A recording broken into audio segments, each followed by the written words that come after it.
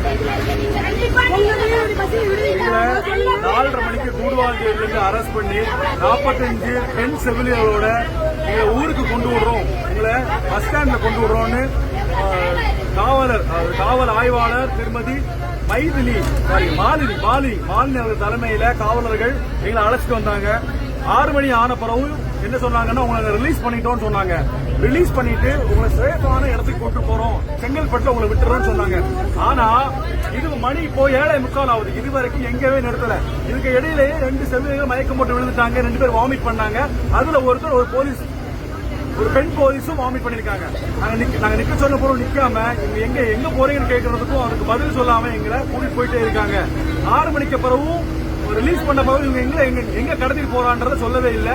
அதனால எங்க போய் இறக்கி விடுறாங்கன்னு அவங்க ஆல்ரெடி யார்கிட்ட பேசிட்டு இருக்காங்க, என்ன பேசுறாங்கன்னு எங்களுக்கு தெரியல. எங்க அதிகாரி சொல்லியிருக்காங்க, செங்கல்பட்டுல இருந்து திண்டிவனம் வரைக்கும் எங்களுக்கு சேஃபான பிளேஸ் இல்ல அப்படின்னு சொல்லிருக்காங்க. நாங்க அவங்கள சேஃபான பிளேஸ் இல்லைன்னா அந்த லிமிட்ல வர போலீஸ் ஸ்டேஷன் எங்களை இறக்கி விடுங்கன்னு சொல்லியிருக்கோம். அதுக்கும் இவங்களுக்கு மனம் இல்லை. அதனால தமிழக அரசுக்கு இவங்க கெட்ட பேரை ஏற்படுத்தி விடுறது இவங்க மட்டும்தான். பொதுமக்களாகி நீங்க இந்த வீடியோ பார்த்துட்டு எல்லாருக்கும் ஷேர் பண்ணுங்க. இந்த காவல்துறை லட்சணம் ஊருக்கே தெரியட்டும். இந்த மாதிரி பெண்களை அடக்கி வச்சுட்டு எங்கெல்லாம கூட்டு போறாங்க, பேர் இடத்துக்கு கூட்டு போறாங்க. அவங்க குடும்பங்களுக்கு அவங்க பார்க்க வேண்டாமா? எங்கெல்லாம போய் கேட்கறது பதில சொல்ல மாட்டேங்கிறாங்க.